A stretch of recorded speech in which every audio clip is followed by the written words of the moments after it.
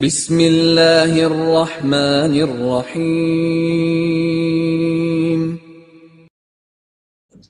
السلام علیکم ورحمۃ اللہ وبرکاتہ۔ الحمد للہ حمدا کثیرا طیبا مبارکا فیہ، والصلاة والسلام علی سید المرسلین محمد وآلہ وصحبہ اجمعین، اما بعد۔ حاضرین و ناظرین، یہ درس حدیث نمبر 105 ہے اور آج کا عنوان ہے حضرت داؤد علیہ السلام کے لیے زبور کی تلاوت نہایت آسان کی گئی تھی۔ روایت سماعت کے لیے ترجمے کے بعد تشریح کی جائے گی۔ بسم اللہ الرحمن الرحیم۔ عن ابی ہریرہ رضی اللہ عنہ عن النبی صلی اللہ علیہ وسلم قال خفف على داود علیہ السلام القرآن فكان يأمر بدوابه فتسرج فيقرأ القرآن قبل أن تسرج دوابه ولا يأكل إلا من عمل يده، رواه موسى بن عقبة عن صفوان عن عطاء بن يسار عن ابی ہریرہ عن النبی صلی اللہ علیہ وسلم، رواہ البخاری۔ ترجمہ یوں ہے، حضرت ابو ہریرہ رضی اللہ عنہ نے کہا، یعنی پیغمبر صلی اللہ علیہ وسلم نے ارشاد فرمایا، حضرت داؤد علیہ السلام کے لیے قرآن یعنی زبور کی قرات بہت آسان کر دی گئی تھی۔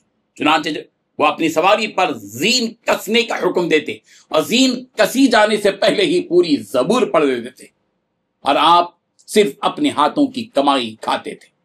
اس حدیث میں 3 باتیں بتلائی گئی ہیں۔ پہلی بات، حضرت داؤد علیہ السلام کے لیے قرآن یعنی زبور کی قرات بہت آسان کر دی گئی تھی۔ دوسری بات، چنانچہ وہ اپنی سواری پر زین کسنے کا حکم دیتے اور زین کسی جانے سے پہلے ہی پوری زبور پڑھ لیتے تھے۔ تیسری بات، حضرت داؤد علیہ السلام صرف اپنے ہاتھوں کی کمائی کھاتے تھے۔ بزرگان محترم، ہم نے یہ حدیث یہاں اس لیے بیان کی ہے کہ اس حدیث میں آسمانی کتاب زبور کا ذکر کیا گیا ہے۔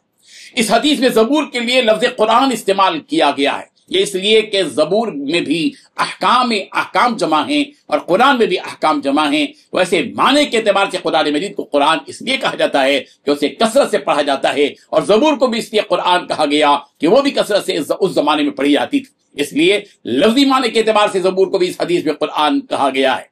اور اس حدیث میں یہ بات بھی بیان کی گئی ہے کہ حضرت داؤد علیہ السلام کے لیے زبور کی قرات بہت آسان کر دی گئی تھی، اس قدر آسان کہ وہ اپنی سواری کی زین کسنے کا حکم دیتے اور زین کسی جانے سے پہلے ہی وہ پوری زبور پڑھ لیتے تھے۔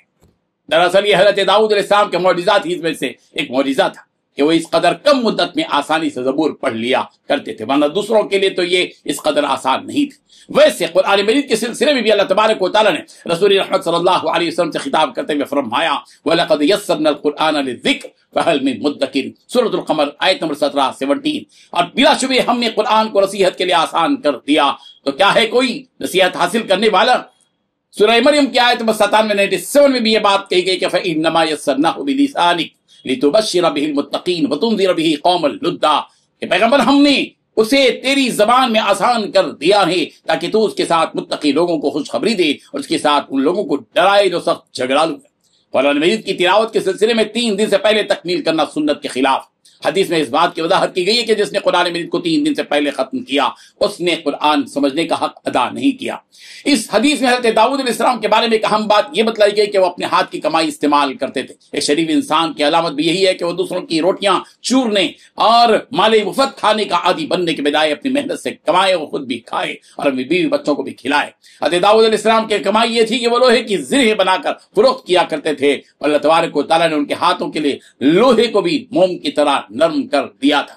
رب ذوالجلال ہم سب کو ان حدیث کو سمجھنے کو، ان پر عمل کرنے کی توفیق عطا فرمائے۔ آمین۔ وآخر دعوانا ان الحمد للہ رب العالمین۔